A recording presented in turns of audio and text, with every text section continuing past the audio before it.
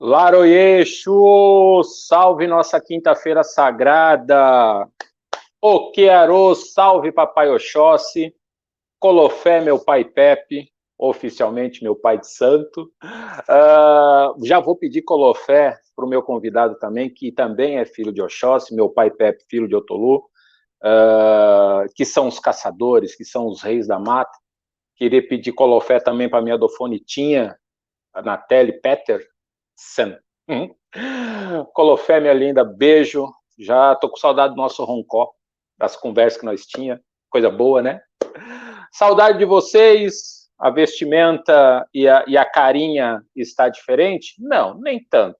Alguns apetrechos que fazem parte desse novo processo que eu estou passando, que talvez num segundo momento a gente possa conversar sobre. Realmente é uma mudança de vida, é uma mudança de filosofia de vida, são muitas transformações, assim. Então, eu ainda começo a falar, eu começo a ficar meio emocionado, porque é uma mudança de mentalidade, inclusive. Então, quando a gente aprende a escorporar, no meu caso, Ogum é meu pai, é algo que a gente, só quem é sabe, só quem está na macumba sabe. Falando em macumba, pois é, o Resenha de Preto começa a sua segunda temporada no ano de 2022, já falando, já chutando a porta para discutir a questão da intolerância religiosa. E o caso hoje, e a resenha de hoje com Oswaldo Marceneiro, é importante a gente fazer uma reflexão antes da gente começar a conversa. Primeiro, contextualizar, e eu acho importante a gente fazer isso primeiro. O menino Evandro Ramos Caetano, então com 6 anos, desapareceu da cidade de Guaratuba, litoral do Paraná, no dia 6 de abril de 1992. Guardem as datas, 1992.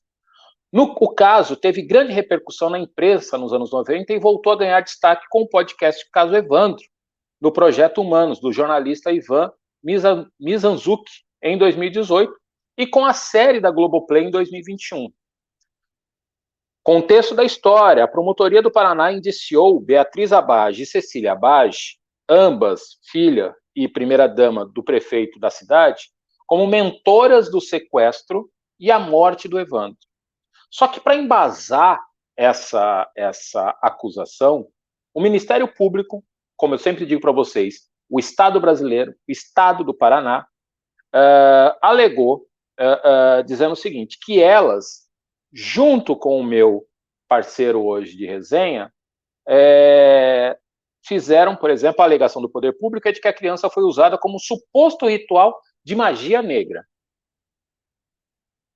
Quando eu vi as propagandas dizendo que tinha pai de santo e magia negra, o chicote aqui na minha cabeça já estalou falando intolerância religiosa, racismo religioso.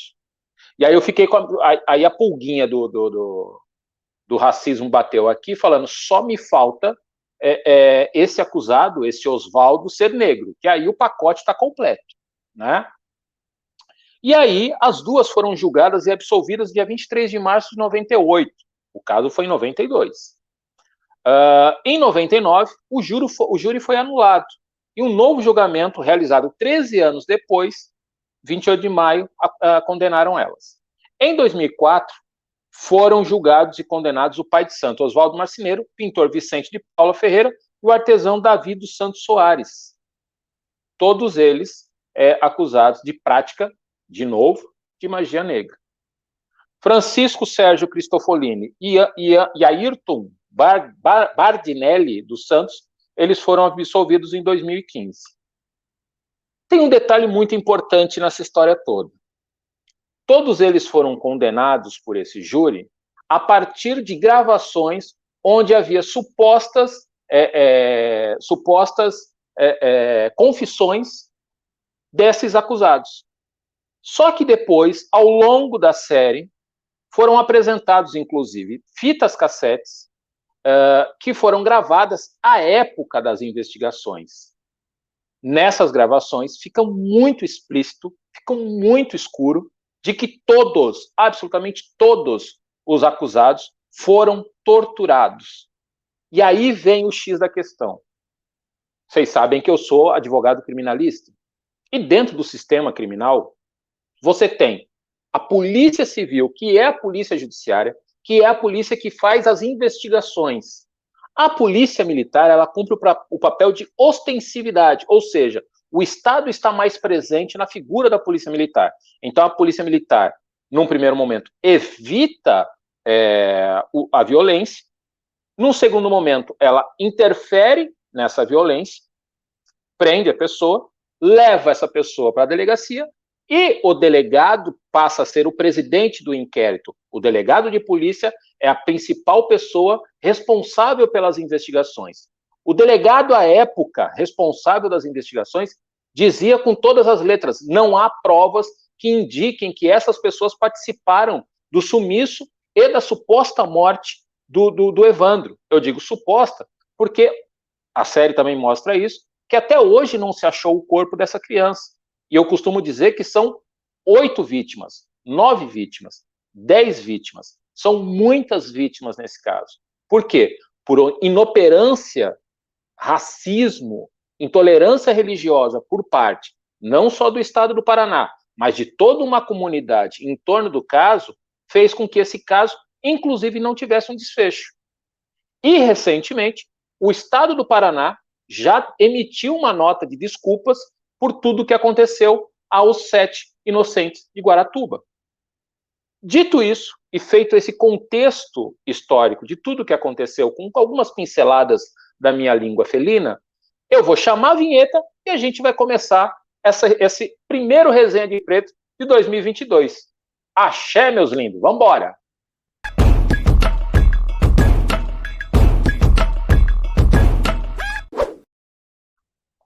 Oswaldo Marcineiro, Colofé, meu querido, Colofé, meu pai, beleza? Eu não estou te ouvindo. Colofé, Olorum, Colofé.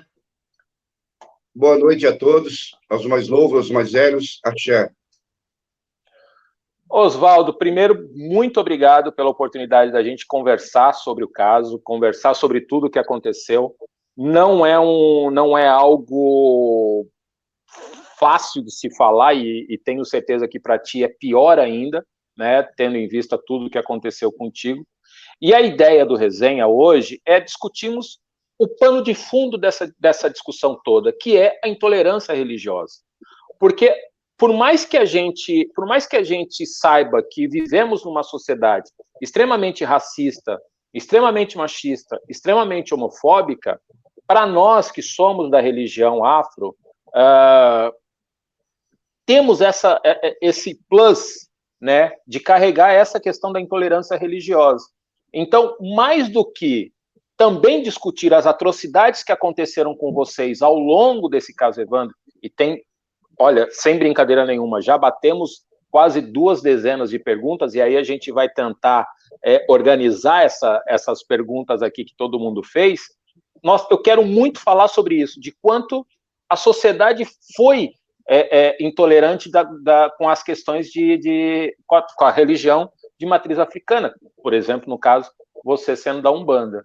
Me diz como é que tu sente, a primeira pergunta que eu te faço é, como é que tu sentiu isso, ou se em algum momento durante aquele furacão todo, bateu isso em ti, como é que foi isso?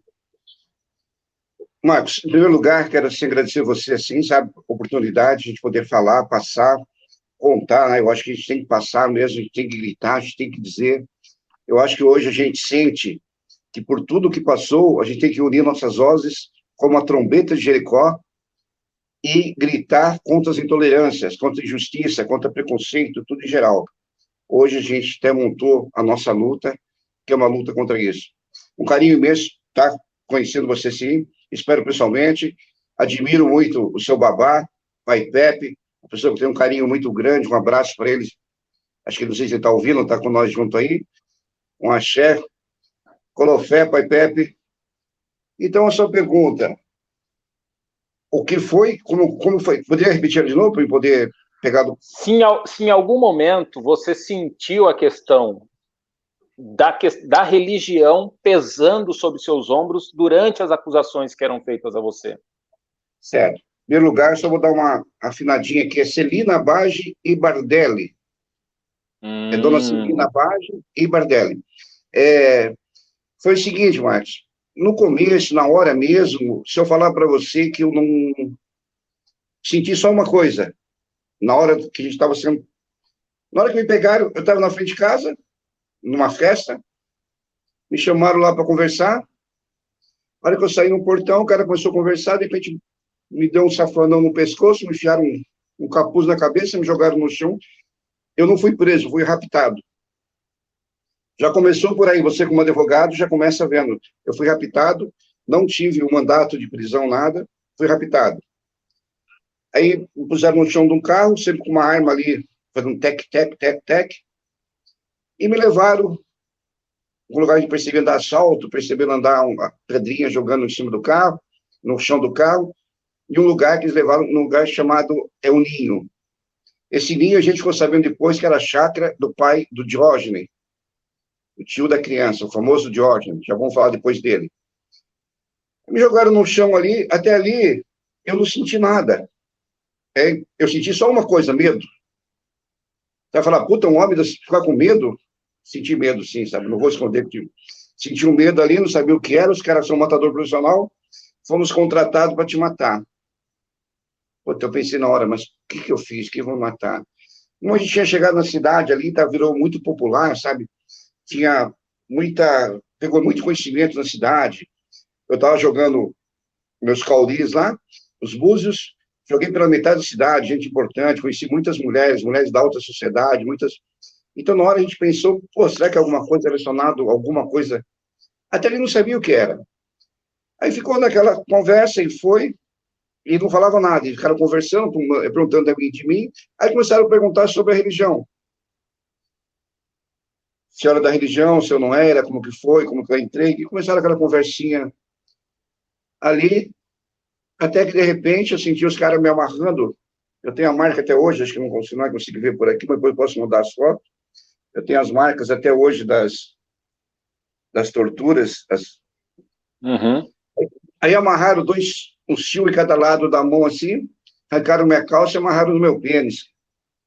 Falei, o que está acontecendo? Ele falou, não, esse aqui é um fio da verdade, é uma maquininha da verdade, cada vez que você fala mentira, ela vai tocar um alarme. Se você falar a verdade, ela não toca alarme. Eu falei, tudo bem.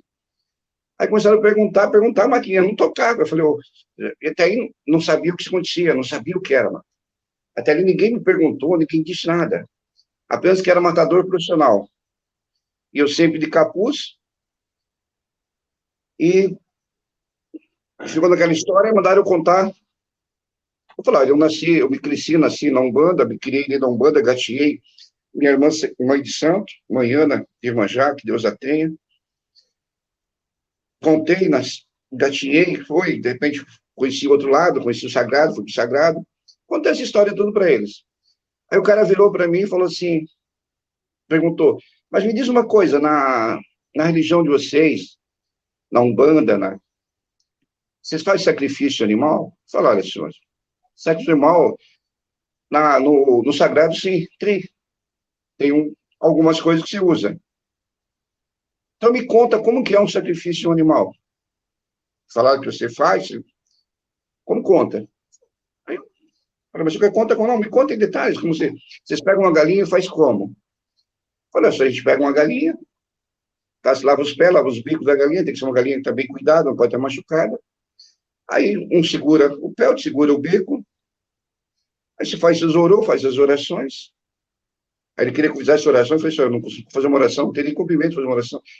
Aí, tá, aí um faz um bico, falei o outro. Aí o outro pega, sangra o pescoço da galinha, em cima do alguidar, você tira o egé, tira as coisas todas da galinha que tem que tirar, e o que é do sagrado, e o restante da carne é feito para a comunidade, o pessoal come aquela carne.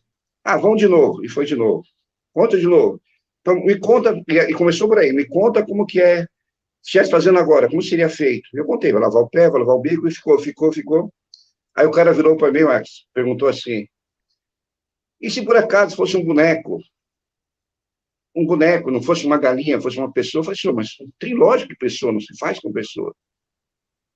Vê bem, Não, mas se fosse um boneco, vamos falar sobre um boneco, como faria? Eu falei, eu não sei nem como falar como faria. Eu falei, um seguraria os pés, outro seguraria a asa. Puta, que a hora que eu falei a asa, meu amigo,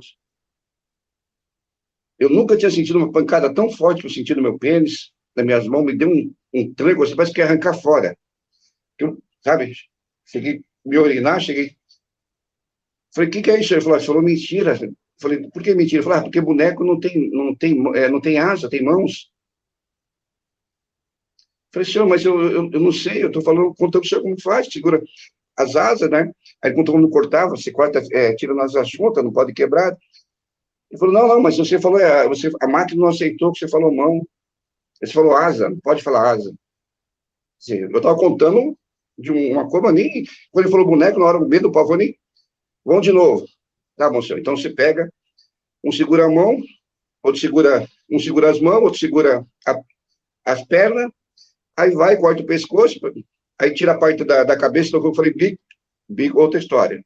Cada vez que eu falava era aquilo, não podia, tinha que falar. E foi assim. Até aí, mas não, eu não sabia no que era. Eu falei, putz, será que é algum protetor de animal, algumas pessoas que não gostam, que tem bronca de alguma coisa? Aí eu contando, explicando para ele, você tem que entender uma coisa, é uma coisa sagrada, uma coisa que já vem da religião, já vem dos princípios dos ancestrais. E quando a gente fala em sacrificar um animal, poxa, você vê o debate, o abate de animais, quantas religiões tem aí que faz abate? Os muçulmanos, quantos tipos de carne? Chega Natal, eu não quero discutir religião, não quero falar de outra religião, falar mal, mas chega o Natal, o pessoal pega um peru, abate um peru, canta, em vez de cantar em Urubá, o pessoal canta lá, noite feliz, tira a energia, tudo que seria energia, igual o seu representa a energia, tira a energia do peru e todo mundo faz uma ceia e come a carne. Qual a diferença que tem de uma religião para outra, de um princípio que a gente está fazendo de uma cultura da religião? Eu fui falar isso para ele, o cara, não, então tá, e começou, tal, e até ali ficou naquilo, foi, não foi, não foi, não foi, aí ele virou para mim, e se fosse uma criança, como seria? E a gente começava a contar, né? Cada vez que a gente falava pé, falava bico, falava asa, era aquele choque, sabe? Eu nem sabia que era choque. Depois que eu vim saber, era um negócio tão forte, cara. Eu tenho até hoje meu pênis tudo marcado. Como eu tenho nas mãos as marcas que ficou, eu tenho marcas até hoje. E chegou uma hora que a gente, sabe, já não tinha noção de mais nada. Aí ele perguntou para mim assim: e sobre uma criança? Soube que sumiu uma criança na cidade, assim, assim? Eu falei assim, eu fiquei sabendo. Tá, como que era o nome da criança? Pior que eu nem lembrava o nome da criança. Eu nunca fui muito de sensacionalismo, essas coisas. Tá, e onde foi achado esse corpo? Eu falei, não sei, senhor. Você está mentindo que você foi? Não foi, senhor, você foi. Você e o Davi foram lá, mostraram. Eu falei, senhor, eu não fui com o Davi. Foi, não foi. Nossa, você imagina, Marco, você não, fez, não sabia o que está falando e de repente, tá, eu fui. Então tá, então me fala onde foi. E aí, meu amigo, onde foi? Eu não sabia, eu não vi.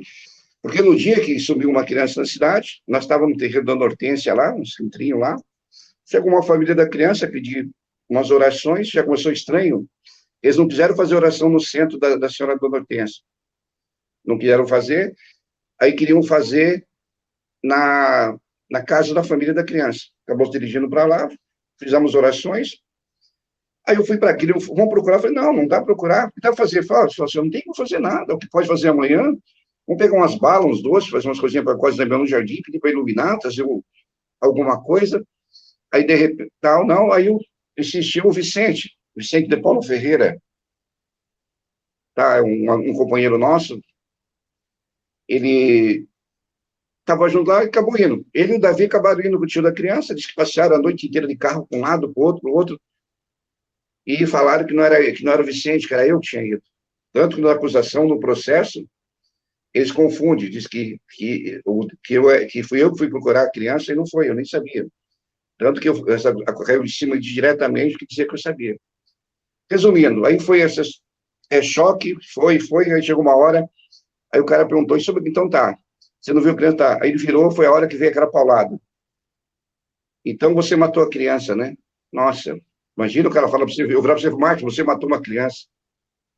Falou, senhor, pelo amor de Deus. Ele falou, não, não fala de Deus, vamos falar do diabo aqui agora. Que agora é o diabo. Aí começou com a chute, pancadaria. Eles enrolavam um negócio na mão, um pano tipo molhado, ou tinha uma borracha junto, não sei se era uma câmera, o que era, e batiam. Acho que não sei porque, talvez para deixar marca, para não deixar marca. E foi. Eu sei que foi sessões, foi, e afogamento, e sessão, e foi afogamento, sessão. Você matou a criança? Eu falei, não, senhor, não, não. Chegou uma hora que você, sabe, eu não aguentava mais. Falei, não, senhor, eu matei. Aí foi o pior, porque eu falei, tá, você matou. Como que você matou? E o pior é que eu nem sabia, cara. Eu nem sabia como morreu essa criança, eu nem tinha noção de como tinha morrido. Eu não, quando deu os negócios, eu nem quis saber, que eu tinha filhos pequenos, minhas filhas pequenas na época. Falei, como foi? Falei, eu estrangulei, senhor. A gente, por quê? A gente vê quando em filmes alguma coisa, se estrangulou, foi. Mas isso aí, o cara te afogando, tirando, e perguntando, e falando, te afogando, e dando um choque que você dentro. Tinha lá, acho que é uma caixa, eu não sei se era uma caixa d'água velha, uma tina velha, que estava sempre com um capuz. De vez em quando a gente conseguia levantar um pouco o capuz e ver algumas coisas. Uma água fedida, cara. Primeiro foi no banheiro, que eles fizeram no vaso sanitário, mas acho que a descarga acabou. Levaram uma tina, tinha lá uma água podre, fedida, que você não conseguia nem respirar. Eu já tinha problema de bronquios faz tempo. Aí ele pôs a mão para trás e falou, quando você quiser falar, você faz com a mão assim, bate palma. Aí, tá, fui eu, senhor. Como foi? Aí eu estrangulei. Estrangulou como? Peguei o pescoço e apertou. Mentira. Foi. Ah, lembrei, senhor. Não foi, não. Foi com cardápio. Não, mentira, não foi com cardápio. Senhor, foi com uma cinta. Não foi cinta. Eu não sabia como foi. Eu não sei, foi. Até que uma hora um deles falou, esse cara parece que não está sabendo falar nada. E tinha alguém cochichando, cara. Tinha uma pessoa ali dentro, ficava cochichando. E eu sempre falei, quem estava com você? Não, sozinho. Quem estava com você? Sozinho. E alguém cochichava. É Beatriz Abage. Estava com ele, Beatriz Abage. Manda ele falar da Beatriz Abage. Eu falei, não, senhor, não sei. E uma voz cochichando. Tanto se você vê, analisar a cita, não sei se já tem ficou que viu a cita, tem a cita, não te mando todas elas. Na cita, o Davi fez um trabalho em cima, está até no YouTube dele, diz que 11 vezes eu falo que fui eu, e 10 vezes alguém fala, não, não foi ele, foi a Beatriz Abade, não foi, e alguém cochichando. Aí perguntaram quem era a Beatriz Abade, eu falei, a filha do prefeito. Então, até aquele momento ali, eu não consegui pensar em intolerância, eu não consegui pensar em nada, sabe, aí dava um chá para a gente, assim, com gosto de um caqui amargo, assim, que amarrava a boca, que dava, assim, um gosto, e foi. Eu sei que até ali, então, eu não consegui sentir a intolerância.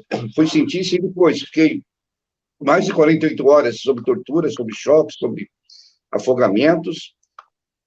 Depois eu fui sentir quando? Quando me levaram para o presídio, a gente foi parar no presídio, diretamente na ala de segurança máxima, fiquei 1 ano e 8 meses. Você, como advogado, sabe o que é uma ala de segurança máxima, um buraco, uma solitária.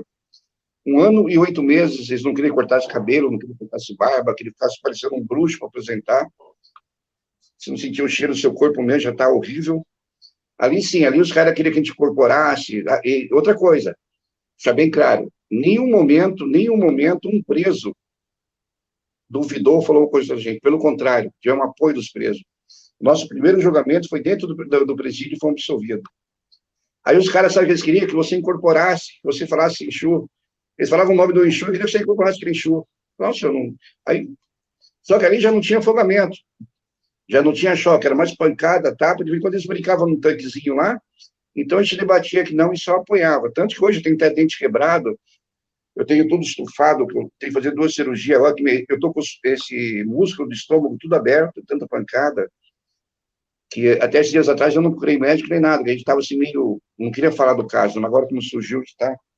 Então, eu tenho que falar para você, a intolerância foi forte, a intolerância foi um grito muito forte, porque o que aconteceu? Falaram que 7 pessoas, no dia 7 pessoas no dia 7 fizeram um ritual com uma criança de 7 anos, onde receberam R$ 7.000. Então, eram 7 pessoas no dia 7, a criança não tinha nem 7 anos, tinha 6, já deu errado. Então, eles tentaram jogar tudo aquilo. Fizeram averiguação na vida dos bancos, não acharam nada. Então, o que a gente acredita ali? A gente acredita que tinha uma pessoa chamada Diógenes, Diógenes Caetano Filho, Diógenes Ramos Caetano Filho, um cara meio doente mental, que ele tinha, assim, acho que muita bronca, mágoa da dona Celina. Ele acusa que a dona Celina foi amante do pai dele. A gente já vai falar desse cidadão. Dentro desse contexto... Só dar essa finaladinha. Então, esse cidadão acabou fazendo o quê? Ele tinha bronca de uma família, o tiro, o alvo, vamos dizer assim, o alvo na parede era quem? Doutor Aldabage, certo? Aí ele usou o quê? Usou nós de trampolim para que a cidade não era uma cidade intolerante, era uma cidade... Nossa, eu estava montando subsede da federação lá, ia montar uma imagem de Iemanjá, então a cidade gostava, mas depois daquilo virou uma intolerância tão forte que eu carrego ela, até dias atrás eu carregava esse peso aí, vou te contar depois sobre isso.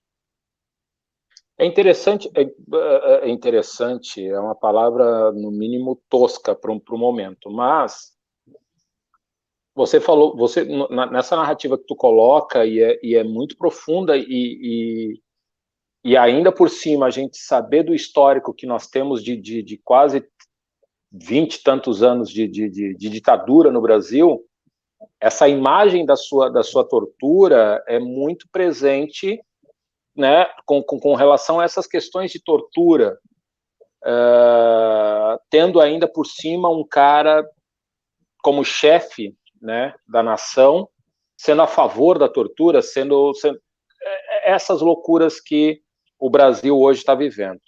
Mas mais do que viver essa loucura doentia que é desse cara que está na presidência hoje, é as pessoas essa intolerância que tem, por exemplo, com relação ao abate religioso, né? Porque eu uso sempre a frase do meu rumbono, do pai Pepe, quando ele está falando sobre o tema, ele pergunta para as pessoas, tá, tu vai no mercado e compra que tipo de carne, né? O frango que você compra congelado, você acha que em algum momento ele saiu da onde? Né? E as pessoas, quando elas são confrontadas com algo tão simples, elas param e pensam, mas é diferente. Qual é a diferença, né? Se não a intolerância religiosa, se não esse racismo religioso por trás de um país que até então, e aí nós estamos falando que o caso foi em 92, né? 92, e assim, não é exagero falar que nós estávamos recém saindo da ditadura. 88, há 4 anos atrás, tinha sido produzida a primeira Constituição, a Constituição de 88, né? E esse resquício ditatorial, esse resquício dessa polícia militar da época militarizada, que é ainda até hoje, mas com esse resquício de truculência e de violência através da tortura, fica muito explícito o modus operandi com que eles cometeram os crimes que cometeram contra você. Então, são duas vertentes desse mesmo Estado racista que a gente vive, né? Mas, o Estado torturador, diga. Se você vê, Marcos, você falou, esse crime de tortura contra a gente. Já começou o crime como? Tinha uma polícia lá chamada Grupo Tigre. Ele estava investigando, já estava meses lá investigando. Inclusive, eu não tinha um centro, mas eu tinha um lugar que eu atendia, dava palestra, nós fazia aulas, e eles se infiltraram. Chegaram um dia lá, se infiltraram, participavam, até o cara começou a aprender, falar umas palavras africanas, ficou junto com a gente ali, conversando, bateu papo. Era um policial que a gente veio saber depois. Ele mesmo, no depoimento, falou que ele ficou dentro da minha casa mais de mês e nunca viu nada de mal, só bondade, só coisas boas. Então, eu te falo aí tinha um grupo chamado Grupo Tigre, da Polícia Civil, um grupo de investigação. Esse grupo de investigação ficou meses lá no nosso lado. O suspeito deles era o Diógenes. Aí o que aconteceu? De repente, desceu um grupo lá para baixo, um grupo Águia, que a gente ficou sabendo depois que era o grupo Águia, de um comandante, não sei se era tenente ou coronel, era Capitão Neves na época, inclusive, sobre a história do Capitão Neves, aconteceu com ele, agora, tempos depois, Ele Sim, foi morreu preso por corrupção. foi preso por corrupção, foi preso por tortura, foi preso por tráfico de arma e mais outros tipos de tráficos, morreu com um monte de tiro, mataram o cara com um monte de tiro, escopeta na cara. E esse era o Capitão Neves. Era uma milícia. Então, aconteceu, desceu uma milícia lá para baixo. Diga de passagem, o responsável, o comandante da operação que ia supostamente investigar o caso. Era esse Mas, cidadão. mas a Polícia Militar não investiga, é uma polícia de repressão. Então, eu não sei se assistiu ou não, depois eu mando para você aí ver. No meu canal tem o Dorival Simões, é o presidente da Cebras, Conselho Mediúnico do Brasil, e eu era vice-presidente dele. Ele fala, chegou lá duas pessoas, perguntou, Oswaldo Marceneiro, ele falou, tá na praia, tá montando um negócio lá assim, é que nós temos uma herança aqui, um papel de uma herança da família dele, para entregar para ele, para assinar. Quem é o Oswaldo? Olha a pergunta, quem é o Oswaldo?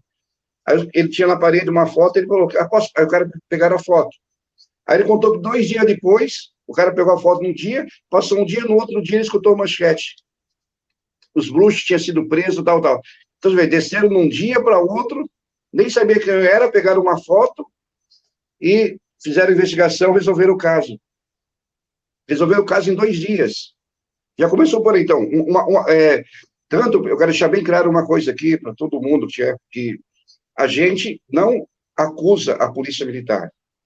A gente não está acusando, a gente tem respeito pelo órgão Ministério Público, tem muitos promotores que são bem, são pessoas do bem, a gente tem respeito pelo órgão da Polícia Militar, como tem os bons, como tem os ruins. Não podemos também generalizar, como no nós, os pais de santo, tem os bons, tem os ruins, tudo tem o bom e o ruim.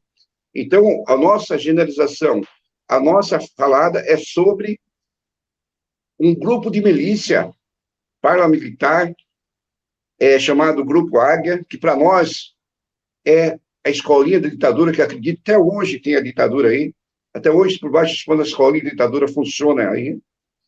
Então, esse já começou, você vê, já fui preso sem o mandato, já fui preso por uma polícia que é repreensão, diz que fizeram investigação, fomos torturados, fomos levados para a Secretaria da Injustiça do Paraná, já ouviu falar? Secretaria da Injustiça, aonde o comandante, o Fravetti, que era o secretário da Injustiça do Paraná, a gente foi contar para ele e falou, não, eu quero outra história.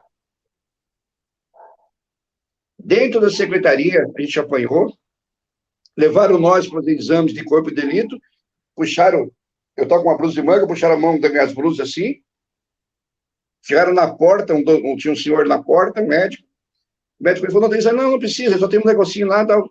Aí o médico assinou, nem examinou nós, O Fravetti ameaçou a minha família, o meu pai, as minhas filhas, que é filho de bruxa, bruxão, vamos buscar seu pai.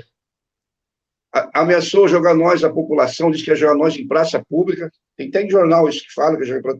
Então você vê, um secretário fez isso com a gente. Aí eu te pergunto, você falou, já foi um crime a intolerância, um crime a tortura, e esses outros crimes de uma polícia que não era polícia? Tanto que eu acredito no, sabe, que Deus e o sagrado existe. Tanto que mostrou quem era esse Capitão Neve. Ele acabou morrendo do jeito que viveu, na violência. Infelizmente, é a nossa política, infelizmente, é a nossa justiça do Brasil que a gente passou. E outra coisa, eu te falei daqueles detalhes da fita, das coisas que ele sofreu, eu mostrei, você entender uma coisa.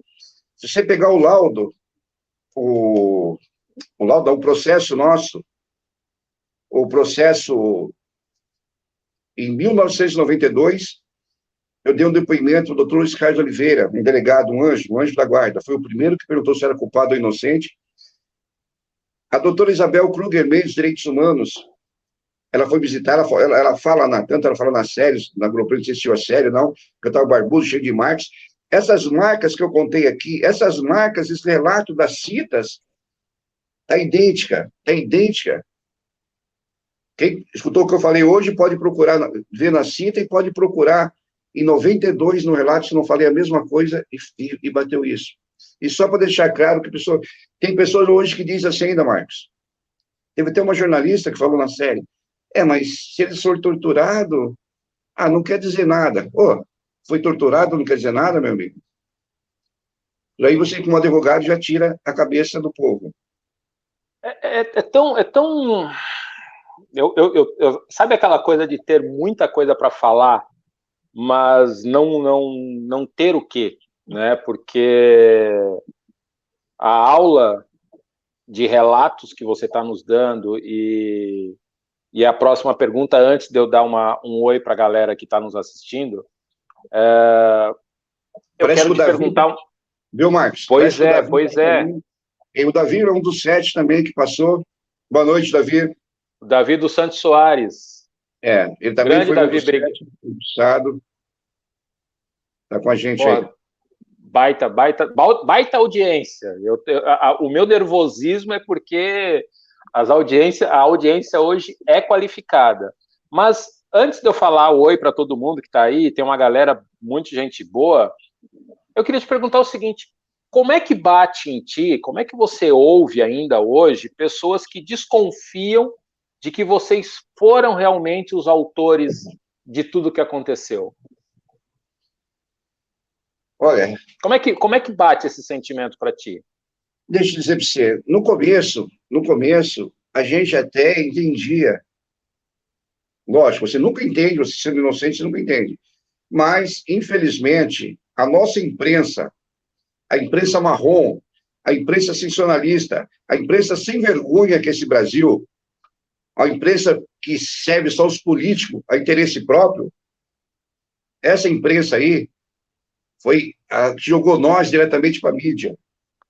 Foi a imprensa que jogou nós, porque nós já entramos sendo preso pela imprensa, sendo julgado pela imprensa. Ela foi juiz, ela foi promotor, ela foi advogado e ela foi jurado, já nos condenou.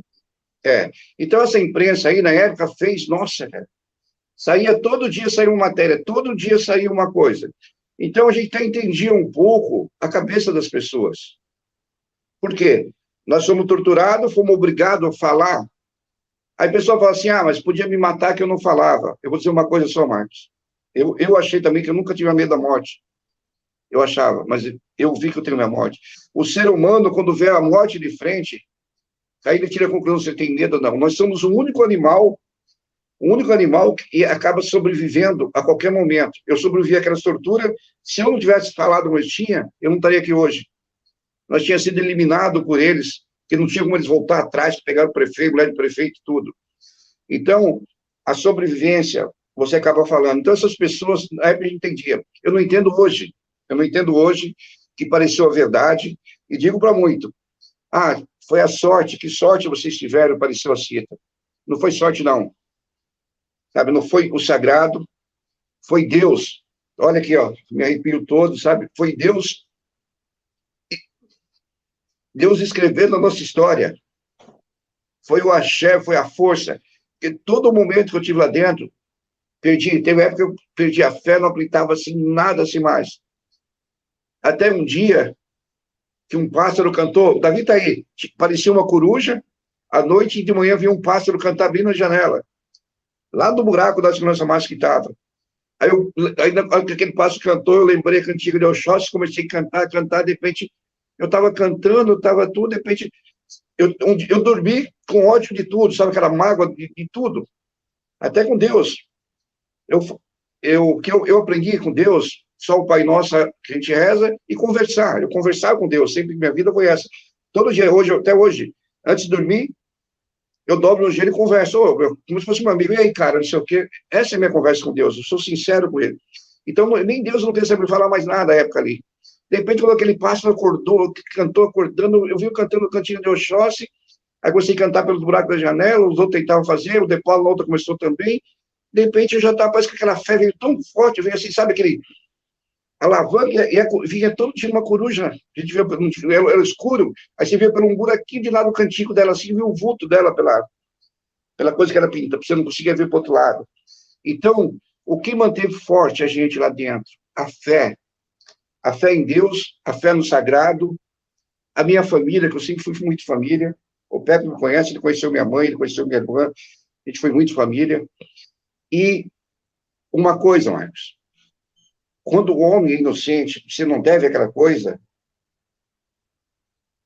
você é advogado, deve ter contato com presos, e um preso, quando ele deve um crime, que ele cai na cadeia, ele vive assim numa forma que ele sabe que tem que cumprir tantos anos, vai esperar. O inocente, ele fica sempre esperando, eu vou sair amanhã, eu vou sair amanhã, eu vou sair amanhã. Então, meu corpo estava preso, mas o meu espírito, minha alma estava livre. Isso aí que me ajudou a manter. Então, voltando à sua pergunta, o que me dói hoje, essa imprensa, que eu sempre fiquei com medo, o bicho-papão, eu me escondia, eu não queria saber mais, eu não via televisão, eu não via noticiário, eu não via internet, acabei me apegando que só a filmes, acabei me apegando a videogame, eu gosto muito de videogame, hoje sou viciado em videogame, eu não queria saber de nada. Quando o Ivan me procurou, que ia fazer a série, ele falou comigo, eu falei, não, Ivan Mizanzuki, não quis saber, ficou procurando, bloqueei o Davi, bloqueei a, a Beatriz, não queria falar com ninguém. Eu achei o quê? Que ia vir tudo aquelas baboseiras de novo, ia vir tudo aquilo de novo, eu não esperava o que ia ser essa série, eu não esperava. Aí, eu digo hoje que apareceu as fitas que mostram a tortura, comprovam a tortura. Você vê gente ainda falar,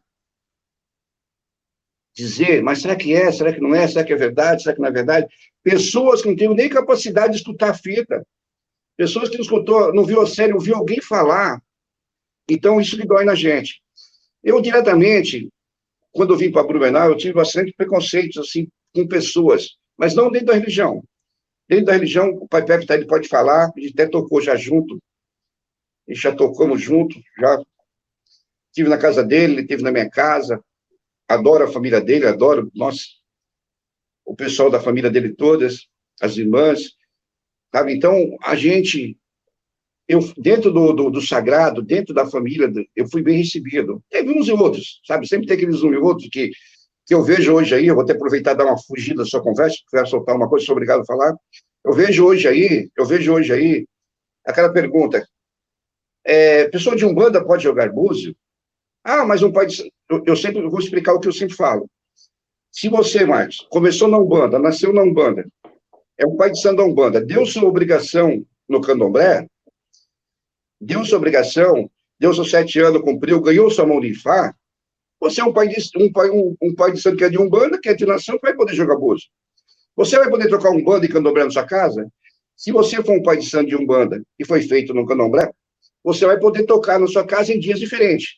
Toques diferentes, cantiga diferente, modo diferente, desde que as casas tenham os fundamentos. Não sei se você concorda comigo até aí essa parte. Sim, sim. Então, eu vejo uma guerra de pessoas aí de bunda, desculpa, bunda suja, aí, que sabe, tem noção de nada, que hoje são filhos de santo do pai Google, que tem aí. No nosso tempo não tinha isso. No tempo que a gente começou, não tinha isso. Que quer dar moral, quer falar um monte de coisa na internet. Eu vi os anúncios assim, resolva o seu problema, eu jogo tanto carta como jogo os búzios, aí o búzio aberto assim, a carta aberta em cima do búzio. Eu entrei numa live só para ver. O cara jogava búzio, jogava carta ao mesmo tempo, e dando resposta. Peraí. Vi um preto velho jogando búzios. Preto velho, hein? Um egum. Depois, acho que o pessoal, a maioria deve saber o que é egum, eu acho que a maioria que está ouvindo deve... O egum é um espírito de morto, né? Que o preto velho é um espírito de morto. Sabe que quando você vai para o sagrado, para a nação, a parte de egum é completamente e jogando búzios. Eu vi ontem na internet, um terreiro aí, tem mais de 50 filhos de santo ou mais, um terreiro, e é online. O pai de santo na casa dele, ele põe as músicas no YouTube, ele faz com as mãos assim, ele pergunta para você, Marcos, vamos começar a radiação sua hoje, qual guia você quer receber? Ah, eu quero receber sei lá, vamos mexer com o pai Pepe, são meia-noite. Vamos lá, concentra aí, Marcos. Aí roda no YouTube, põe a música do seu meia-noite, o cara com a mão fazendo assim, fecha os olhos. Pô, terreiro online, o que é isso, meu amigo? O que é isso? Então, você vê, tem várias pessoas aí criticando, vejo pessoas criticando. Ah, o cara vai jogar um búzio. Ah, búzio não se cobra para jogar. Eu joguei búzio e sempre cobrei. Eu sempre me cobraram. Eu não sei de onde tem pessoas tirando que não se cobra. Ah, minha casa eu faço caridade, eu não cobro nada, eu não faço nada. Eu acho assim, ó, eu não quero dizer mal das casas, estou em geral. Aí fala, cada um faz a comida na sua panela. Perfeito. Só que na sua panela tem que ter os ingredientes certo. Tem que ter uma doutrina certa. Então, esse dia me convidaram para me falar sobre. Não, eu não quero falar sobre. Pai dizer, eu não quero entrar em debate, mas o navio, ele não estoura por fora. O navio estoura por dentro, ele afunda por dentro, ele racha por dentro.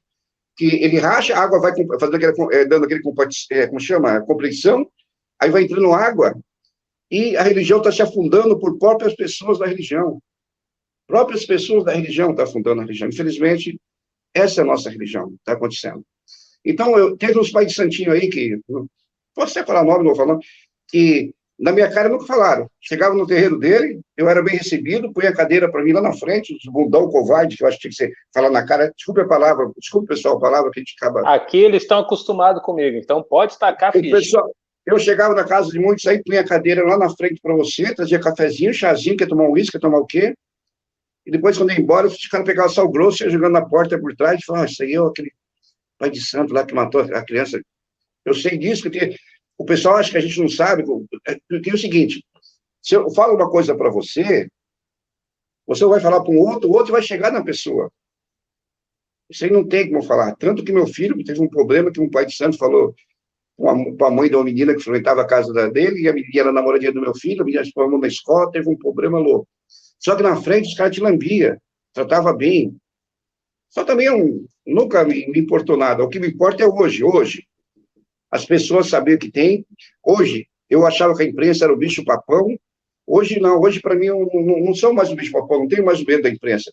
Para mim, a imprensa hoje é o bunda mole. São todos bunda mole, pessoal da imprensa. Estão tudo em cima do muro. Quem vai ganhar? Que partido que é? Esperando o partido ganhar para ver o que eles vão falar.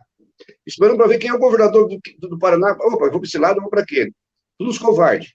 Não, teve sim, teve reportagem boa na época, temos recortes, que eu não posso dizer todos, mas teve. Tem agora esse próprio Ivan Mizanzuki, corajoso, tem uns reportagens. Eu tive ontem com uma menina aqui da Alice, do município. Do município.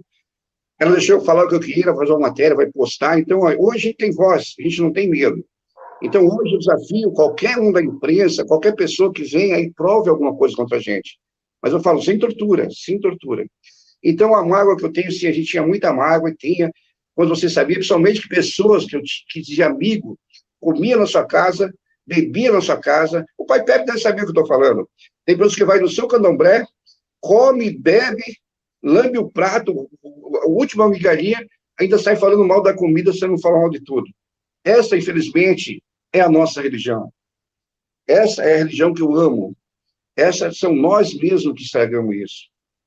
Então, o senhor respondendo a sua pergunta, eu tinha muita mágoa, eu tenho mais hoje de pessoas que saibam e ficam naquela. Vi uma repórter, você viu uma repórter que falou na série europeia, né? A repórter falou assim, mas se eles forem torturados, não quer dizer nada. Peraí. Fui torturado, não quer dizer nada? Eu acredito, sim, o jeito que está esse governo nosso, hoje se morreu tantas pessoas, aí não foi nada, isso não é nada, isso aconteceu, não é nada. Peraí. Então, é uma coisa que, no momento que uma pessoa foi torturada, eu acho que já quebra tudo. E só quem passou por isso mesmo sabe o que eu estou falando. Desculpa o desabafo, sabe, Marcos? Pode perguntar, falar. A ideia era exatamente essa, Oswaldo, e eu agradeço esse seu desabafo, porque é isso, porque era uma coisa que também estava me incomodando, porque eu recebi mensagens de várias pessoas. Eu estava com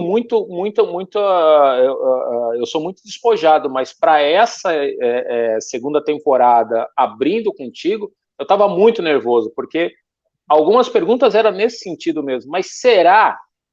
Eu ainda tenho dúvidas. Qual é a tua opinião? Cara, sabe, aprovado. O Estado do Paraná pediu desculpas.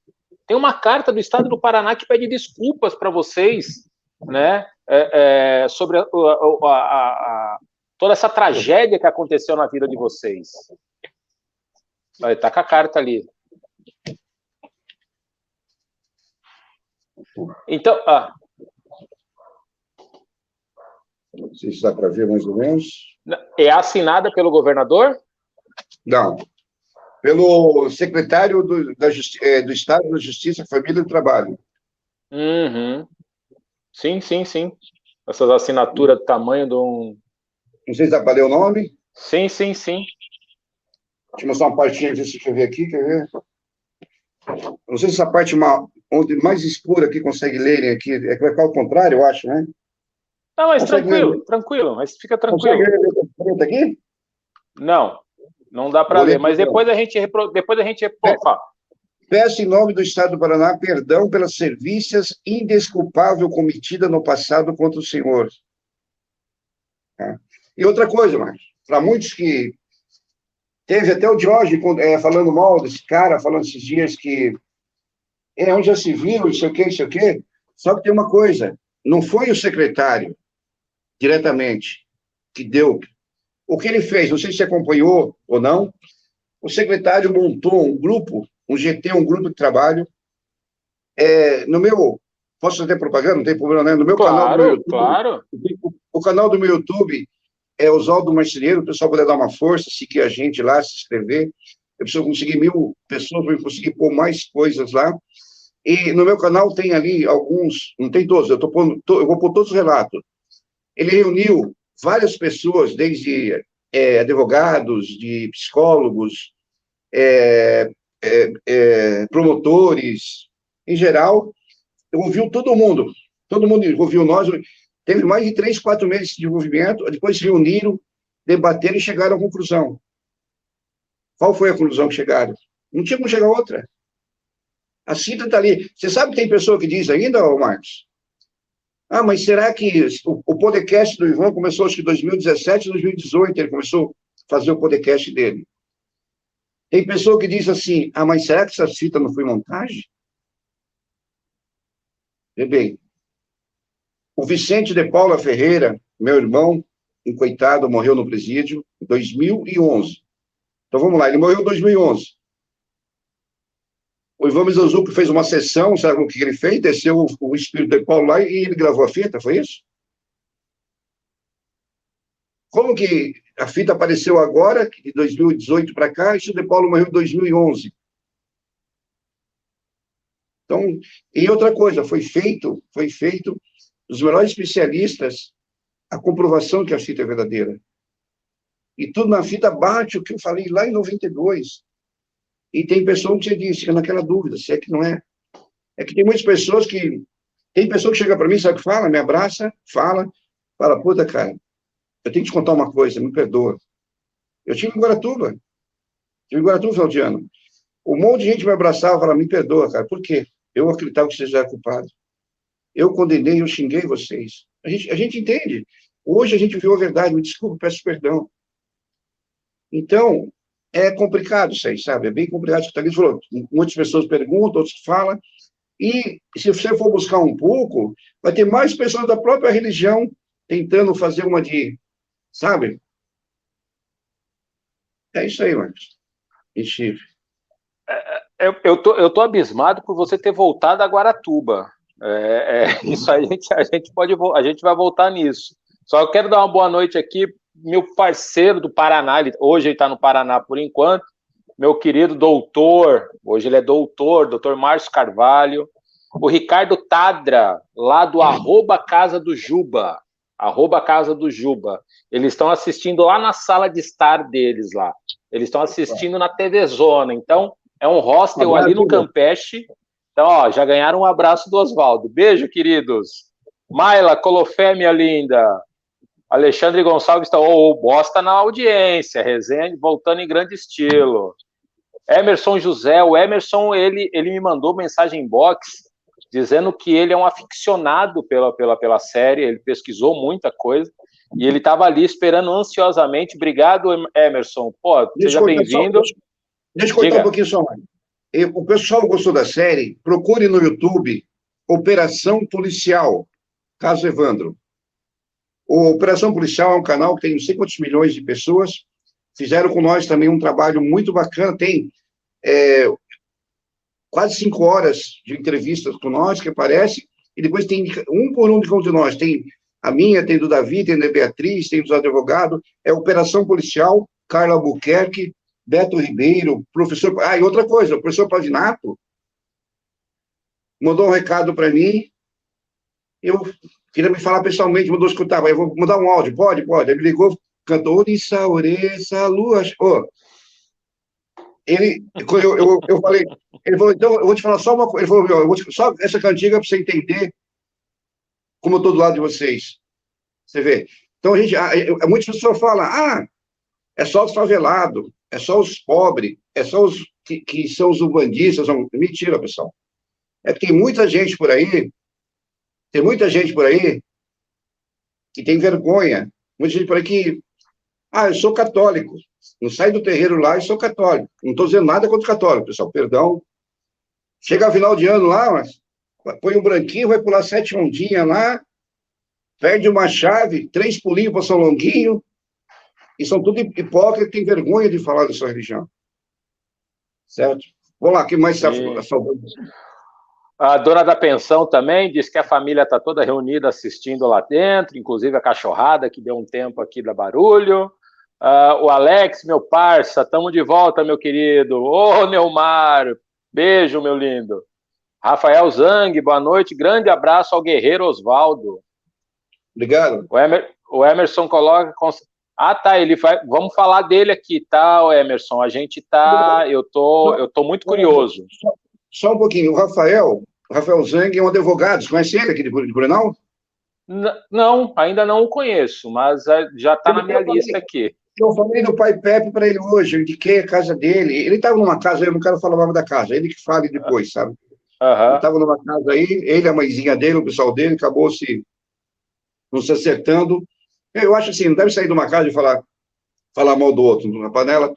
Então, é um parceiro nosso hoje, está junto à nossa luta com a gente aí. Um abraço, Rafael. Eu indiquei a casa do Pepe, eu indiquei para ele, a mãezinha dele, procurar.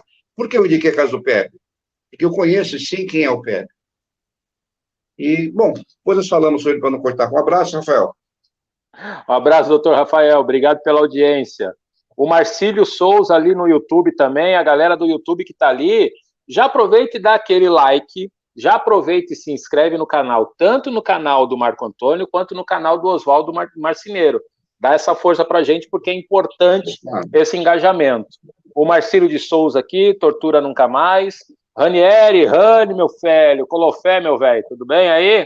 Lá de São Paulo, com o meu do fonetinho. Boa noite, irmão Colofé. Ô, Eduardo! Doutora Bárbara, boa noite, retorno do resenha em grande estilo. A doutora Bárbara é uma advogada também aqui de Blumenau, e ao longo da série ela fez algumas discussões jurídicas com relação ao caso. Eu até participei de uma live com ela, ela estava bem empolgada, inclusive, com esse resenha. E o Davi Soares, que a gente já falou, dá um grande abraço para ele está aqui. Fala... Aí, o Rani está falando da festa do Seu Meia-Noite, que tu foi numa festa do Seu Meia-Noite uma vez, na casa do pai Pepe. Aí eu não quero nem entrar nessas conversas das festas que vocês foram. O Davi está dizendo que eu sempre vou a Guaratuba. Tem uma série de vídeos que mostram desde o dia que o Oswaldo chegou em Guaratuba. Então a gente podia dar uma olhada bem. A gente podia dar uma olhada. Dá uma olhada nesse... meu maninho ali, ó, Chico Ribeiro, Colofé, meu lindo.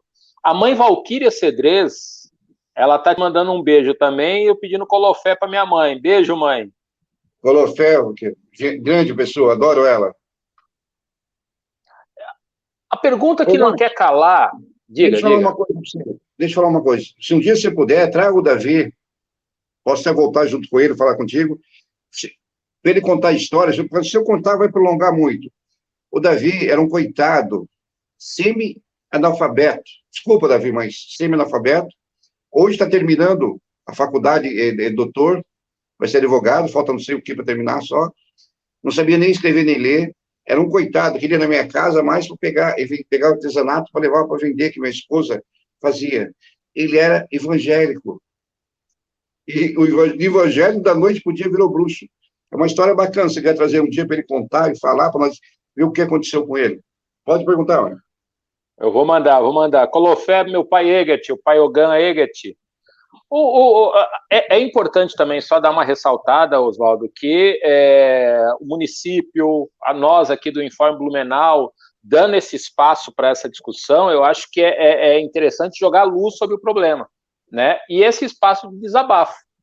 E aí a galera está me perguntando aqui o seguinte, e o Diógenes nessa história? Que, assim, no primeiro episódio que eu olhei para a cara daquele cara, eu falei, bicho, das duas, uma.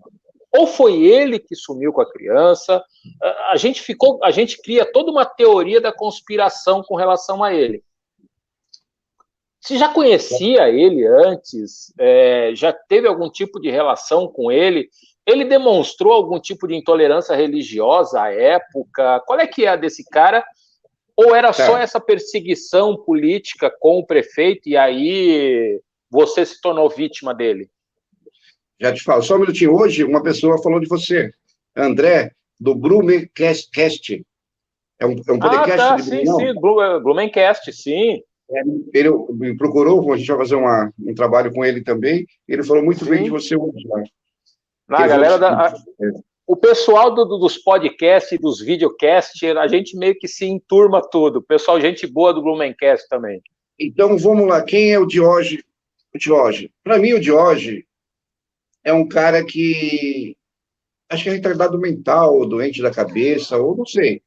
Isso não sei o que estou falando. Isso quando ele foi expulso da polícia, ele era polícia civil, foi expulso por algum problema. O Davi sabe melhor a história. O Davi te conta essa história, que eu não sei bem como que é, depois o Davi pode contar melhor. Desde pequeno, ele desfolava gato, pendurava gato naquelas coisas do portão, matava gato, pendurava. O Davi te conta a história em detalhe depois. Mas vamos lá. O Diógenes foi um menino que cresceu, a cabeça sempre obcecado para destruir a família Bage. Por que destruir a família Bage? Ele achava que a dona Celine e o pai eram amantes. Ele sempre cresceu com aquilo na cabeça. Tanto que fala, acusa e diz. E sempre quis ser candidato, que o pai dele foi prefeito, ele sempre sonhou. Tem uma coisa, não sei se passou percebido, despercebido, ou pode voltar a sério e assistir. No dia que sumiu a criança, no mesmo dia ele voltou lá e falou para o seu Aldo queria que falasse, anunciasse. Como? Por que o seu Aldo não anunciou naquele dia? Queria esperar aquelas horas, não sei quantas horas que tem para achar, e era temporada. Anunciasse uma temporada, podia ter... Então, ele, politicamente, ele pensou, o Jorge disse para ele assim, seu Aldo, se essa criança vai ser morta, sem as vísceras, sem os órgãos, o senhor vai ser culpado. Ninguém parou para pensar nisso. A justiça não parou para pensar nisso. Eu não sei se ele jogou búzios, eu não sei se ele jogou cartas, eu não sei se ele tem bola mística. Como que ele foi falar para o pessoal da base? No dia que sumiu a criança, nem tinha aparecido, nada, sumiu. Se a criança aparecer sem órgão, seu culpado. Ninguém prestou atenção nisso. Eu fiquei nessa expectativa. Ao longo da série, eu fiquei nessa expectativa de que ele poderia ser, em algum momento, ser acusado. Ele fala isso no portão da casa do prefeito. Né? Ele era a suspeita número 1 do Grupo Tigre, ele deu um jeito de tirar o Grupo Tigre. Por quê? Então, a gente não pode dizer, sabe, Marcos, eu não posso voltar ao mesmo grau deles, eu não posso voltar a dizer que o Diógenes matou essa criança. Eu não posso dizer isso. Eu não posso dizer que o Diógenes fez alguma coisa com essa criança. Eu também não posso acusar. Se eu acusar, eu vou ter que provar.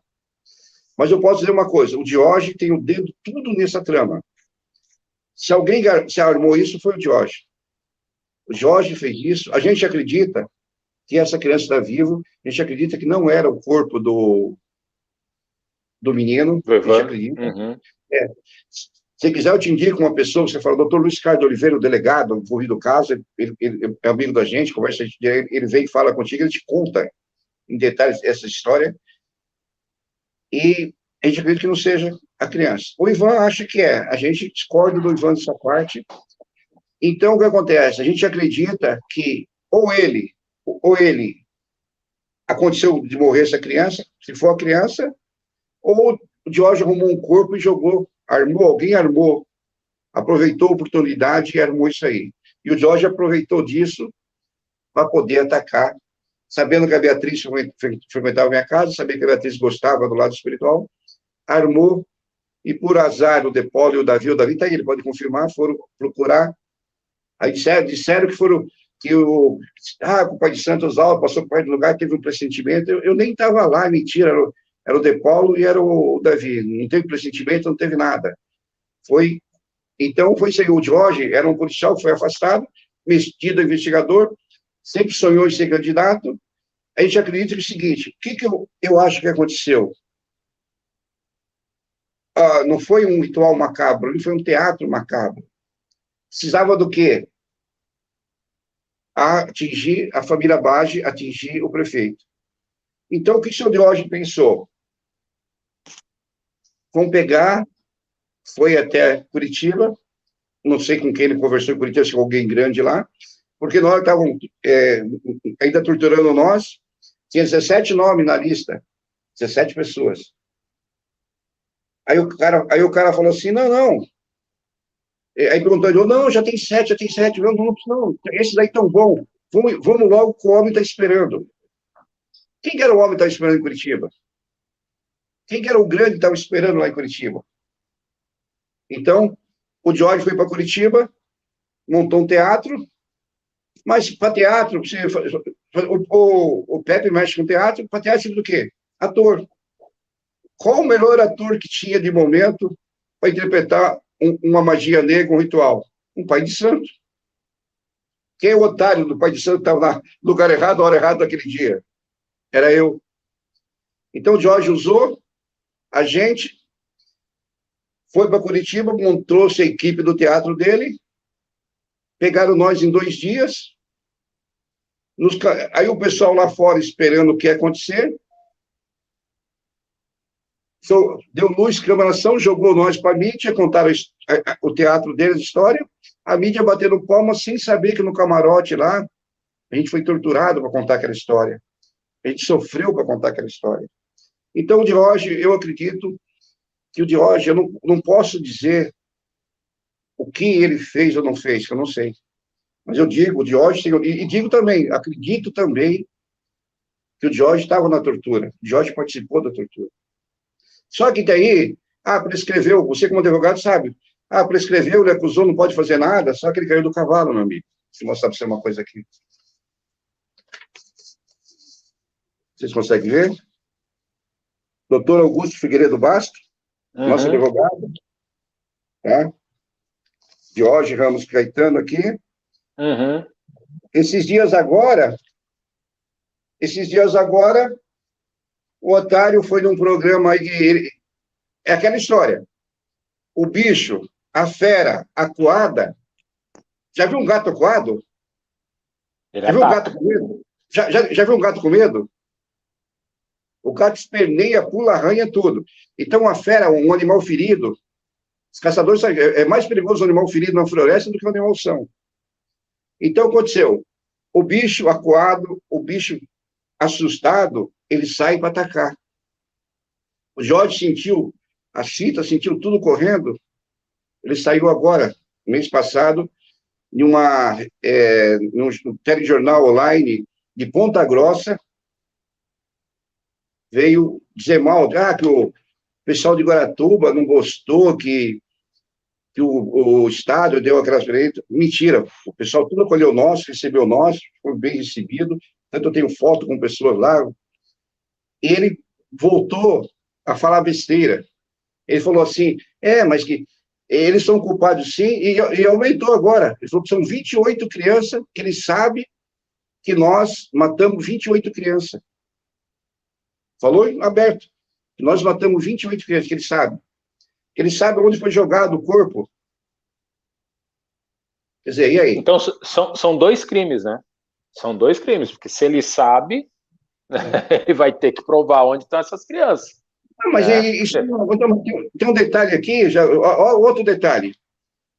O Leandro Bossi sumiu, se não me engano, em fevereiro, metade de fevereiro, num show de Moraes Moreira. Na série, quem viu? Diógenes. O Diógenes, aquele investigador, o Olho de Águia, ele viu o Sérgio Cristofolini, isso ele fala na série, Sim, que sim. pegou a criança, pôs a criança na moto, o Bardelli deu cobertura com a caravana, levaram a criança, até falou o nome do lugar que foi para a criança que levaram, para matar a criança. Ele viu.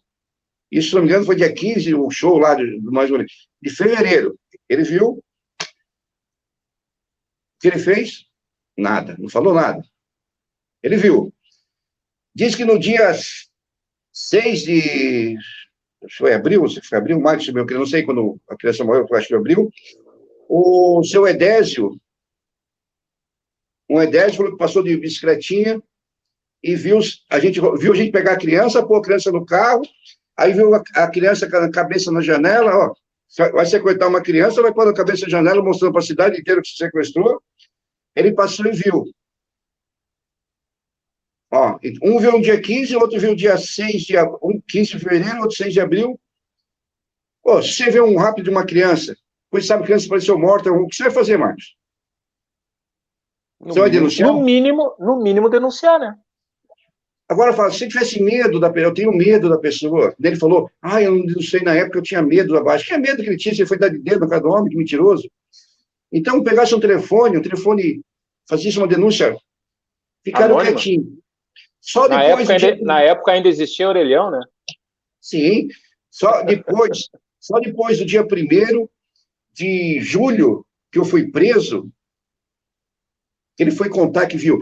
Tanto que no dossiê, ele tem um dossiê de magia, de tortura que ele acusa, ali ele não fala que viu nada. Só depois, quando ele foi torturado, que na tortura fizeram a gente confessar aquilo, falar aquilo, que não foi confessar, aí que ele foi como testemunha e declarou que viu essas coisas todas. Peraí, por que a imprensa não? Por que a justiça não perguntou? Por que isso foi o tempo todo calado? Sabe o que ele falou? Que eu tinha medo, que o Fenerbahçe era muito poderosa. Esse Edésio, ele recebeu até dos jurados, como chama quando falso testemunho, os jurados votaram que foi falso testemunho. Você acha que uma pessoa vai ver o tio da criança, outro vê e vai ficar fevereiro, março, abril, maio, junho, julho, 6 meses para contar depois? Para, né? Então, o Jorge é isso aí, cara. Eu não sei se ele é muito burro ou se é inteligente demais, aproveitou, tanto que ele falou que não queria ser candidato a vereador, e na eleição se candidatou, acho que teve, não sei quantos votos que teve lá, que não chegou a 100 votos. Mesmo sendo o herói da cidade, ninguém acreditava no Jorge. Ninguém, até o próprio João Bossi falou sobre que não acreditava nele, que ele era mentiroso. Então, para a gente sair, o Jorge tem culpa, sim. Eu não posso dizer culpa diretamente.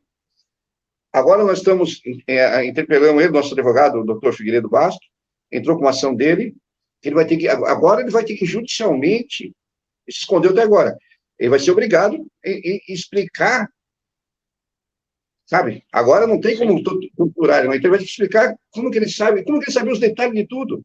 Outra coisa, não sei se você percebeu, ouviu na série, o pessoal acompanhou, nós estávamos presos já, lá na área de segurança máxima, apareceu o corpo do Leandro, da outra criança. Acharam? Saiu até no jornal, acharam o corpo do Leandro Bossi, a roupa, a mãe reconheceu a roupa da Loura, o chinelo do lado, a roupa tudo. Cara, nós apanhamos tanto lá, não dos presos, dos guardas. Nós não, senhor, apanhamos, nós falar. E cada matéria saiu no jornal, nós apanhava. Era uma sessão das duas, nós apanhando. Aí o que aconteceu? Fizeram o exame, não era o corpo de uma menina. Pegaram o corpo de uma menina, vestiram a roupa do menino. Para quê? Quem tinha essas roupas? Onde conseguiram a roupa? Então, só que a justiça, na época, não quis saber. Na época, o Paraná estava subindo um monte de criança. Era eleição, eles tinham que dar resposta para a sociedade. E deram. Era a reeleição do Requião que estava na época? O Requião, não sei se elegeu. O Aldo Abaggio não se elegia mais, que é o segundo mandato dele. Agora o Requião, talvez o Davi pode responder aí na...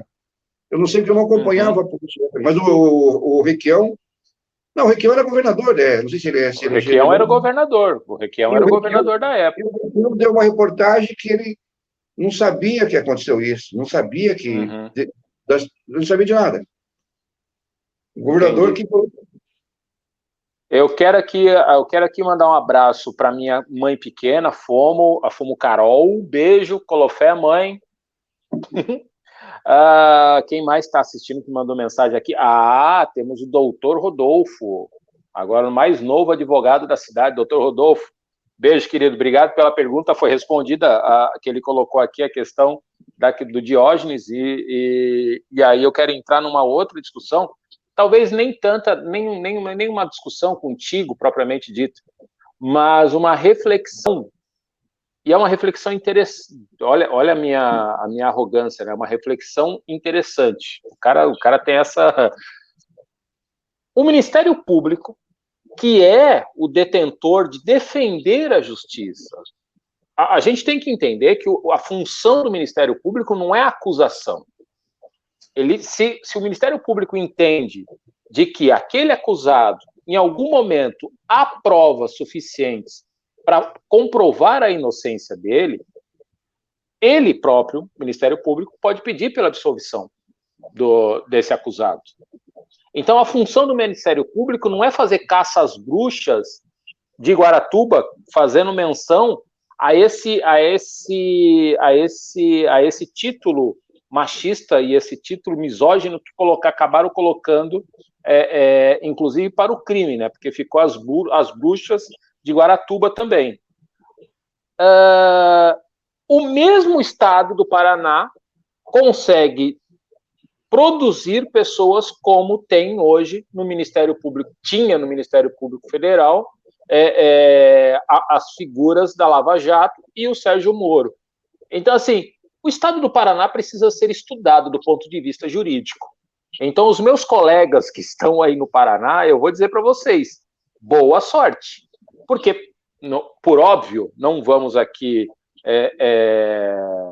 generalizar, e isso é horrível em qualquer classe que a gente coloque, seja dos macumbeiros, e só macumbeiro pode chamar outro de macumbeiro, fica o recado, ou os advogados, juízes, Ministério Público, promotores, não é que todos sejam ruins, mas, pelo amor, né, o cara ouve a fita, o promotor ouve a fita, e mesmo assim não dá o braço a torcer. Então, assim, com tudo que vocês passaram, Oswaldo, a minha impressão é que a M estava tão grande, que matar vocês já não adiantava, porque teriam que dar conta da morte de vocês. Ainda bem que isso não aconteceu. Mas, por outro lado, também voltar atrás e tentar uma absolvição, ou optar pela absolvição, também era impensável. Então, eu preferi, como Ministério Público, acabar com a vida de vocês, né? Porque é disso que eu estou com isso na minha cabeça desde quando a gente marcou a entrevista. Acabou com a tua família, acabou com a família de outras 6 famílias também foram destruídas, né?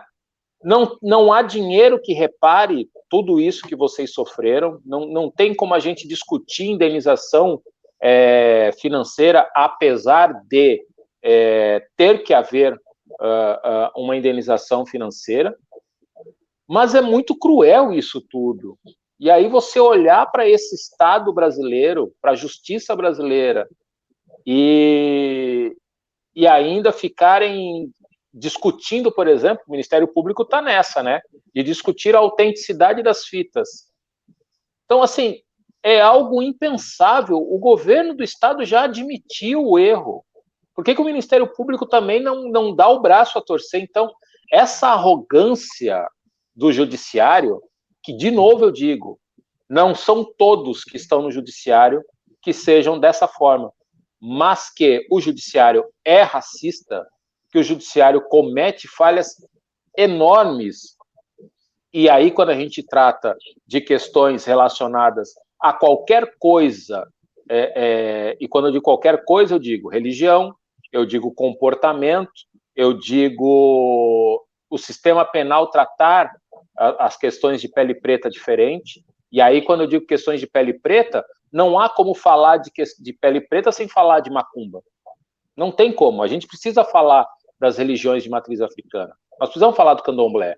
A gente precisa falar da Umbanda, que por muito tempo, e essa é uma teoria que eu tenho, que ela está sendo embranquecida. Né? Então, até, como você mesmo está colocando aí, tem Umbanda online.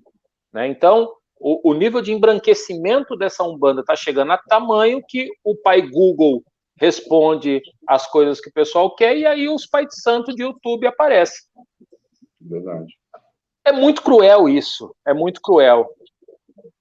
Oswaldo, a gente está chegando quase no final, mas diga. O Davi está dizendo ali que o governador, o Riquelme, no caso, né, era governador e presidente da Associação do Litoral, e foi esse a briga e perseguição. Houve um negócio ali de querer construir prédio grande, não construir prédio alto, construir prédio... Então tinha uma briga. Tem que ter uma história, se isso é verdade ou não, que teve uma campanha que o Requião foi lá e jogaram ovo no Requião, o pessoal do Abade. Então era uma briga política muito forte. Então, o que você falou ali, resumindo ali, eu sempre acreditei numa coisa, Marcos. Eu achava que a polícia era para proteger. Eu, desde moleque, nossa, brincava de polícia ladrão, sabe? Eu achava... Eu até tentei, fiz uns meses, eu entrei para a academia da polícia, mas por causa da religião dele eu não consegui, tive que sair. Eu achava legal, sonhei em ser paraquedista, militar, mas depois a gente vê hoje, assim, nós, não discriminando todos. Hoje eu vi um vídeo de um policial que pulou um muro para salvar uma criança, estava se engasgando, pô, coisa linda. Então, o que acontece?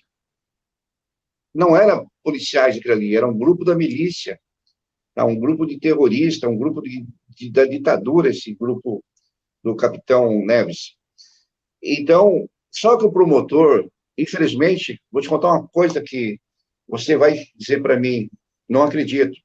Aí você vai escutar o depoimento do doutor Luiz Carlos Oliveira, o delegado. Eu estava 15 dias preso, mais ou menos, dentro do presídio de Curitiba da U.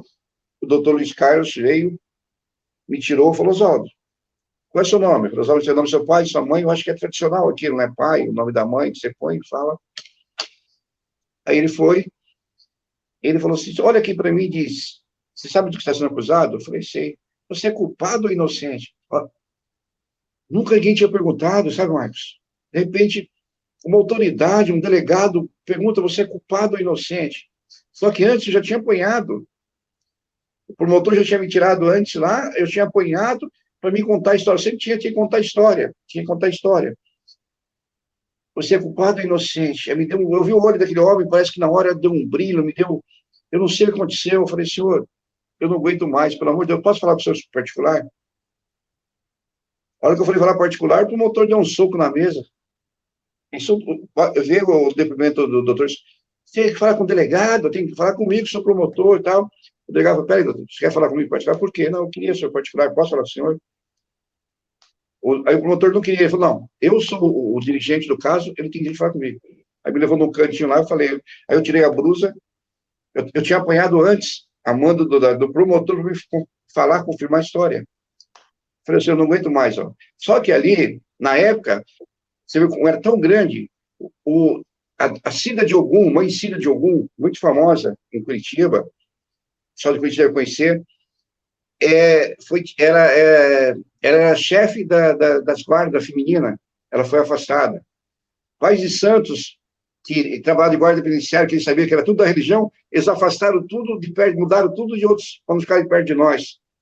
E teve um lá que falou assim, olha, estou sabendo que sua família parece que está bem, tranquilo, tudo. Bem naquele dia, eu tinha medo da minha família, eu tinha medo que acontecesse alguma coisa com a minha família, e a polícia fizesse. Então, sabendo que minha família estava bem, e vendo aquele homem falar, eu falei, não, senhor, eu sou inocente, eu não fiz isso, mostrei o sangue, estou apanhando aqui. Ele falou, você fala isso e assina isso? Eu assino. Aí voltou para a sala, Ele perguntou, eu falei, não, senhor, estou inocente. Aí o diretor, é lógico, um crime desse, os presos batem judia. Eu falei, não, senhor, não é preso, é guardas. Guarda é os guardas de vocês estão me apoiando aqui, contei. Aí o promotor ficou doido. Aí o doutor Luiz Carlos falou, então tá, assina aqui o que está dizendo para mim. Pegou, tirou uma caneta, Mont Blanc, o nome da caneta. A hora que ele me deu a caneta, o promotor avançou e tapa em cima de mim, tirou a caneta de mim, me deu uma bique. Falou, um macumbeiro não põe a mão em caneta Mont Blanc. Promotor. O doutor não pode isso. Eu falei, não, eu assino com a bique, eu assinei com a bique. E isso está no processo, o doutor Luiz Carlos de Oliveira confirma isso aí. Um promotor fazer isso, você como advogado, você me diz isso. E sabe o que fizeram com nós também, quando a gente chegou no preso, falou de morrido? A gente chegou no primeiro dia que chegaram nós no presos, lá, abriram, nós somos com uma galeria, quando você chega no presídio, qualquer preso que chega, você tem que ir primeiro com uma galeria ficar uns dias de observação, de cuidado. No seguro, tem que ficar no seguro, e aí depois tu vai para... Sabe o que fizeram com nós? No primeiro que chegaram, já abriram a terceira galeria, o Davi ele confirma, para jogar direto, queriam jogar nós, abriram a porta, entraram para dentro, fecharam e falaram para os presos assim, ó pessoal, quem tem filho aí, cuidado, que isso aí são os bruxos de Guaratuba, eles comem coração de criança, quem tiver filho, cuidado, não deixa a visita, as crianças ficar perto dele, não. Sabe o que é isso dentro do presídio? O advogado tem noção? Sim. Aí os caras ficaram olhando para a gente, os caras ficaram olhando, né? Ficou quieto no canto. Aí chegou um lá para mim, conversar comigo, foi conversar, tal. Precisamos conversar, depois você conversar negócio de religião comigo, depois, sabe? Fiz umas perguntas de religião, para você responder com ele, falando. Aí ele falou, cara, vou te falar só uma coisa, eu sou da religião, a gente tem um terreirinho aqui dentro, e os orixás, já, quando sabia que vocês vinham para cá, a gente perguntou, os guias aqui, tudo falou que vocês eram inocentes, vocês não deviam isso. Só que a gente não podemos só seguir o lado dos guias, tem pessoas que não acreditam aqui. Amanhã ou depois de amanhã vai chegar o documento, papelada, nós vamos ver os papéis, aí nós vamos sentar e conversar. Até aí, agora, até lá, ninguém vai pôr a mão de vocês. Pô, jogaram nós, fecharam tudo, os guardas que estavam andando por lá saíram tudo, olhem bem, saíram, as redes sociais, o psicólogo sempre gritaram, não, vocês não podem fazer isso, vocês vão matar eles. Nenhum preso mexeu com a gente, falou nada. Passou outro dia, no outro, chamaram nós, puseram sentado numa cadeira, numa academia que tinha de capoeira, começaram, leu o papel, os caras falaram, cara, isso é mentira, vocês são inocentes. Aqui dentro ninguém vai pôr a mão de vocês. Fomos julgados pelos presos dentro do presídio. Hoje, vieram um dia falar para mim assim, mas você defende os presos. Eu não defendo o bandido. Eu defendo o direito do bandido. O bandido bom é o bandido morto. Não, mentira. O bandido bom é o bandido socializado. O bandido bom é o bandido que ele tem condição de se socializar. Porque o presidiário, o preso é o lixo, é o esgoto da sociedade. Principalmente se ele for negro. Desculpe a palavra negro. Se ele for negro, vai ser o resto do lixo ainda mais por cima. Tá? É o lixo da sociedade, é o esgoto jogado lá dentro. E não pensa que o sistema quer socializar e tirar o lão. Eles não querem nem saber, que larga, você se ferra lá dentro. Então, jogaram nós para podre lá dentro. Então, eu não defendo os presos, eu defendo o direito. Tanto hoje, nossa luta, nós defendemos o direito, eles têm que ter lá dentro o que nós não tivemos direito lá dentro. Sofremos um monte lá dentro. Então, eu acho assim, o cara cumpriu, por mais bárbaro que foi o crime dele, ele vai pagar o crime dele, mano. Mas como tem advogado, tem que defender. Espera aí. O advogado não está defendendo o crime dele, está defendendo o direito do ser humano. Está dizendo, pelo menos, que o cliente dele seja respeitado e tenha direito de tentar, pelo menos, provar sua inocência. É um lema do direito do advogado, lutar pela verdade. Como eu também achava que era a promotoria. E a promotoria do Paraná não foi, não. Aqueles promotores da época lá, só quiseram, e tanto que na série, não sei se soube na série ou não, o doutor Paulo escutou a fita, fez uma cara assim de bunda, sabe? Eu não tenho medo de falar dele querer me processar, ele pode me processar, que agora só que me processa sem tortura, doutor, se eu estiver ouvindo. E fez uma cara, vai ser um prato cheio para a defesa. Fez uma cara ali dizendo que vai ser um prato cheio para a defesa. Você chegou a ver isso na série? E chegou a falar que se ele soubesse daquela cita na época, ele tinha cancelado, não tinha ido para frente. Só que é tão cara de pau que foi oferecida a cita para eles, não quiseram saber de fita. E agora vieram com oposição em cima, que agora está correndo um trâmite, está correndo na justiça, cancelamento, É uma revisão criminal. criminal isso. E está correndo também como chama? Tipo de indenização, tem outro nome que eles falam. Sim, sim. A indenização. Então, ele veio, sabe o que ele falou agora? Mas nós temos que fazer a perícia da cita para ver se as citas são verdadeiras ou não. Na época lá, ele falou, se eu tivesse ouvido, na série, está lá, se eu tivesse ouvido a fita da época, não chegou levado para frente. Agora que ele viu que sabe, quer fazer o quê? Mas eu acho que sim, eu acho que se quer fazer, pode fazer nova perícia na fita, a gente tem certeza que é verdadeira, a gente tem certeza do que a gente passou.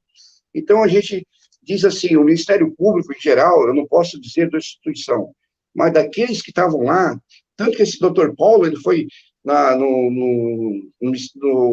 no secretarismo, no trabalho que ele foi acusar eu e De Paulo, novamente, de outras crianças. Chegou a acusar a gente, dizendo, não, mas o Oswaldo De Paulo fez. Eu sei disso que ele fez. Ele é tão, sabe, sem noção, tão molecão ele, um promotor, se ele fez, ele foi, como chama a pessoa quando sabe de uma coisa e não fala judicialmente? Ele foi ai, ai, meu Deus. Fugiu o nome aqui, mas eu vou lembrar daqui a pouco. Tem uma coisa assim, né? Ele foi conveniente que ele sabia, se ele sabia de outra coisa, de outras crianças, por que ele não... Foi conivente. Porque ele não foi conivente, foi leviano. Não, e porque ele não se ele sabia que ele, eu sei que o De Paulo e o Oswaldo tem outras crianças, até uma criança... Aí é o crime de prevaricação. Exato. Então, por que ele não denunciou na época? Eu até falei no dia, falei, doutor, fala para o senhor aqui agora, eu desafio o senhor provar o que o senhor está falando agora. Prove, ponha.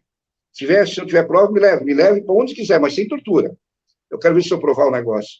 Então, aquilo que eu falei, a gente não sabe como que é essa justiça do Paraná, o que corre na cabeça do Paraná. Agora está correndo, a gente está aguardando, isso vai ter uma indenização muito grande, indenização muito milionária.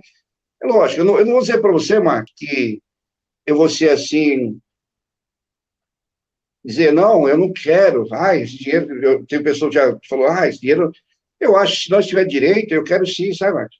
Ele não vai me trazer de volta tudo que perdeu, mas vai me dar a chance de eu dar um estudo para meus filhos, vai dar uma chance de eu dar educação para meus filhos, Marcos, foi taxado de bruxo, filho, os bruxinhos, numa escola aqui de Blumenau,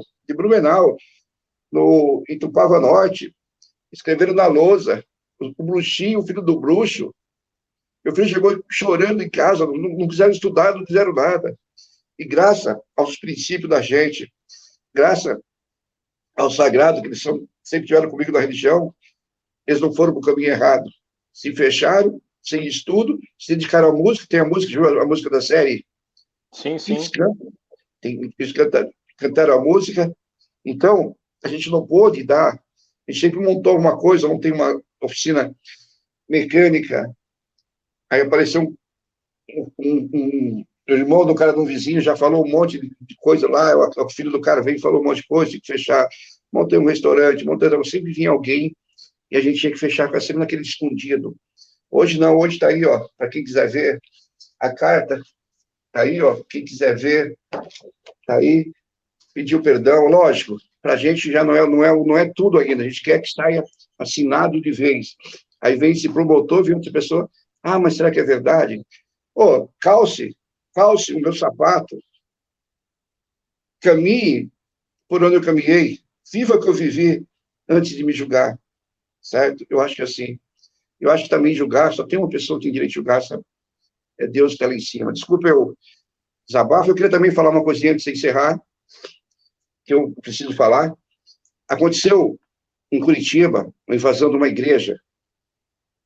Eu acho assim, eu quero falar meu ponto de vista pelo grupo Nossa Luta que nós temos, a gente acha que foi certo a passeata, o motivo, a motivação foi certa. A gente só acha que foi errado atrapalhar uma missa embora não é da minha religião, não era o nosso. Como é que você no seu candomblé ali, você tocando, que o pessoal entrasse com uma passeata lá para dentro. Então, eu acho que o motivo foi nobre, só que os caras erraram da forma que fizeram esse motivo. Então, isso é a nossa luta, o nosso grupo, nossa luta tem que dizer que a gente não está, assim, recriminando o que eles fizeram, mas o modo que eles fizeram. Eu não sei a opinião que você teria sobre isso também, e sobre também quero falar sobre com esse governo que nós temos, que as coisas que tem, surge aí um YouTube, né, parceiro da gente que é o YouTube, quer montar um partido nazista. Será que esse cara sabe, tem noção do que aconteceu? Então, isso a gente quer falar que a gente repudia isso também, sabe? E repudia todos os tipos de intolerância. O grupo Nossa Luta hoje é sobre o caso Evandro, sobre o caso Leandro. Onde está Leandro Bossi? É uma pergunta que vocês querem saber. E sobre todos os tipos de discriminação, porque dentro do presídio eu passei por um monte de discriminação. Tinha um cara lá dentro, vou te contar rapidinho. Ele era analfabeto, ele era negro, ele era candomblecista, analfabeto, negro, candomblecista, ele era nordestino, cabeça chata, que chamava ele, e ele era homossexual. Quantos preconceitos esse cara passou, você acredita? Do que é muita minoria para um cara só, né? Não os presos, mas os guardas, que humilharam esse cara. Então, foi um cara muito bacana com a gente lá dentro, ajudou muito. E eu disse um dia, conversando, falei, se um dia a gente provar nossa inocência, a gente vai lutar contra todos os direitos. Embora eu acredito que eu não preciso ser de uma categoria hoje, aí, se eu falar as letras todas agora, eu vou me atrapalhar, LG, sabe? Eu não preciso ser para ser contra a homofobia. Eu tenho que ser só uma coisa, eu tenho que ser humano, eu tenho que acreditar que eu sou humano, eu tenho que acreditar que Jesus falou para mim, amar o seu próximo. Então, eu acho que o coração tem direito a amar quem ele quiser, não quem a sociedade impõe, mano. Tá? Outra coisa que eu tenho que falar, eu até fiz eu tenho um videozinho que eu falei mais ou menos assim, se você não gosta de determinada religião, não vai nela, deixa seus fiéis ir lá praticar a sua crença. Se você é homofóbico, não gosta, não case com um, não namore com um, deixa quem gosta de namorar e casar, na verdade. Se você não gosta de negro, se não gosta da cor preta, não vai na praia ficar bronzeadinho, pagar negão de gatão, não. Deixa quem gosta ir na praia. Se não gosta de nordestino, de baiano, sergipano, não viaje, deixa quem gosta de viajar. Isso, então, é uma realidade. Então, nossa luta hoje é contra todas as discriminações, tanto que a gente tem um programa que a gente começou a fazer agora, toda vida é uma história, toda história é uma vida, onde está trazendo pessoas para contar intolerância. Se alguém tiver uma intolerância, pode trazer, a gente vai denunciar, a gente vai fazer, a gente faz convite a você, o pessoal, fazer parte do grupo Nossa Luta, e estamos unidos, estamos juntos aí, precisa da gente, estamos aí, sabe? Agradecemos tudo o momento. Desculpa, a gente até saiu, eu falo do meu filho, acabo emocionando, acabo contando, fico emocionado com tudo. Oswaldo, quem agradece é a gente, a Paty está aqui, beijo, Paty, colofé, minha linda. O Emerson coloca, né, que a imprensa também errou na escola de base, errou no caso Eloá, errou no caso do ônibus 174. A imprensa, de vez em quando, né, é aquilo que a gente sempre fala, tem a boa e a má imprensa, então... Só que a imprensa não tem a coragem, depois de falar a história. Agora estão esperando o quê? O que estão esperando a maioria das imprensas que falou mal lá? Estão esperando para ver qual vai ser o veredito. A hora que bater o veredito do juiz lá, que tem que nós vamos ganhar, nossa, vai ter 1000 imprensas atrás da gente para contar a história. Hoje ficam tudo ali, vão falar, mas eles não têm coragem de falar. Por quê? É um governo que, se muitos falarem, até criticado. Por isso que eu falo, pessoal, pensem nas eleições agora, quem vocês vão votar lá, quem vocês vão colocar lá, pensem. Com muito juízo, muita sabedoria para saber quem vai ser colocado. Depois não adianta reclamar. Não adianta reclamar depois. A doutora Bárbara, a gente está chegando quase no final aqui, fomos jogados à cova dos leões, a polícia queria nós fosse morto, mas os presos não compraram a ideia, o Davi está colocando. E a doutora Bárbara coloca que o posicionamento seu sobre o sistema prisional é sensacional, uma pena que aprendeu às custas da própria liberdade. Isso é fato. Mãe Valque, um beijo, te amo. Gente, assim, ó, é muita coisa. A mãe Val que fala, mãe. Ela quer falar alguma coisa? Escreve para mim. Enquanto eu vou falando aqui, a senhora escreve. Viu, Marcos? Eu vou te fazer uma Oi. pergunta para você. Me responda uma pergunta. Se tiver uma avenida, essa avenida tem 1.000 metros. Na ponta dessa avenida tem um terreiro de candomblé, de umbanda, que seja. Na outra ponta da avenida tem uma outra igreja, uma religião aí, evangélica, que seja, qualquer outra. Na metade daquela avenida, roubaram a carteira, a bolsa da mulher, a mulher não viu para que lado correu. Aonde a polícia vai procurar o ladrão? Você tem noção, mas Sim, aonde eles sim, vão sim, procurar? sim. Sempre é na favela, é sempre onde tem um Então, preto. isso que eu falo, nós, da religião, seja um bandista, seja candomblessista, seja kardecista, não aceite, pessoal. A Constituição nos dá direito à livre expressão da liberdade. Não estão fazendo loucuras também que não estão fazendo por aí. Grite, denuncie, não aceite, pessoal. Não aceite para amanhã não fazerem com vocês qualquer outro que fizeram com nós. Não vamos aceitar, vamos nos unir, vamos parar essas díssimas. Eu conheci uns pais pai de santo grande, eu conheci pai de santo forte. Conheci. Tinha um que tinha 2 metros e pouco, e tinha um que fazia academia, o cara era forte. Negócio de pai de santo mais forte, mas coisa aí não existe, pessoal. O que existe é o pai de santo certo, que cuida certo do seu sagrado, que cuida de suas obrigações. Esse é o pai de santo. Aquele que respeita os seus irmãos. Não o que está acontecendo para um metendo pau no outro, falando mal da casa dos outros. Para, pessoal. Vamos nos unir a nossa religião, vamos nos unir a nossa fé. Se nós fôssemos um povo unido, nós teríamos representante hoje lá na Câmara, teria representante lá no Senado, teria representante lá. Mas vocês mesmos, nós mesmos, somos culpados disso. Isso que eu quero nossa luta se unir, mas estamos à disposição, nós conversar mais vezes, é se conscientizar que nós temos o direito, que a Constituição nos dá o direito de fazer a nossa religião. E nada pode vir na porta e querer fazer e fechar. Nada ser criminalizado e julgado como a gente é. Então, sabe, isso que a gente tem que dizer, vamos se unir, pessoal, porque para mim, religiões são estradas. Não importa qual estado pegar, o importante é ter um Deus verdadeiro, um Deus vivo, um Deus único, um Deus poderoso, que um dia ou outro nós vamos ter que prestar conta a ele.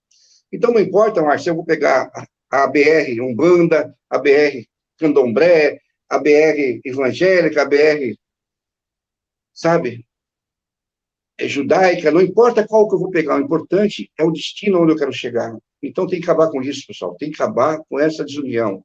E esse dia a gente lutou, debateu sobre um fogo que puseram numa mesquita, e vamos lutar contra todos que puder ajudar, e contamos com todos vocês. Tá? Desculpa a gente desabafar. Rosvaldo, eu vou terminar. Neumar, essa é uma das minhas metas, discutir a questão do judiciário aqui no Brasil. Então, é uma das tarefas que nós temos, discutir o judiciário. E eu vou terminar com o que a Mayla coloca, minha irmã Mayla coloca. Baita resenha, gratidão pelo desabafo, Oswaldo. Você é um guerreiro, axé, colofé.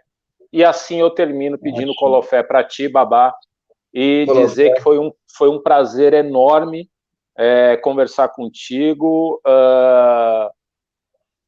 É um turbilhão de sentimentos, é um turbilhão de coisas que a gente tem para pensar, mas eu fiz um vídeo antes de entrar para o Roncó que tudo se resume à fé. Se a gente tiver fé, você pode ser agnóstico e achar que não existe nada, mas em algum momento você vai ter fé. Então, vamos continuar tendo fé em alguma coisa, pessoal. Seja em si próprio, seja em algo sagrado, como eu e o Oswaldo e tantas outras pessoas têm, ou seja qual fé for. Axé para quem é de axé, amém para quem é de amém, salam aleikum para quem é de salam, ou só tchau mesmo. Até quinta-feira que vem com mais um resenha. Tô de volta. O pai tá on. A bênção a todo mundo, que paz de Deus se contou. Mas o que você falou foi a fé que manteve a gente vivo, sabe, mãe? A fé que manteve a gente... E só uma última palavra. A gente vai lutar contra a intolerância. Mas só tem uma coisa para acabar com a intolerância, sabe o que é, Marcos? É cada um acreditar que é humano. É cada um acreditar que é um ser humano, filho de Deus, que acredita o que Cristo disse para nós, amar seu próximo. No momento que a pessoa acreditar que ele é humano, ele vai respeitar o próximo humano, a pessoa. Enquanto isso, nunca vai ter respeito. Certo, pessoal? Falou fé, Lorum, falou fé a todos. Obrigado, Marcos. Axé, meu velho. Axé. Até quinta-feira. Até me enrolei. Quinta-feira que vem eu tô aí, beleza? Tchau.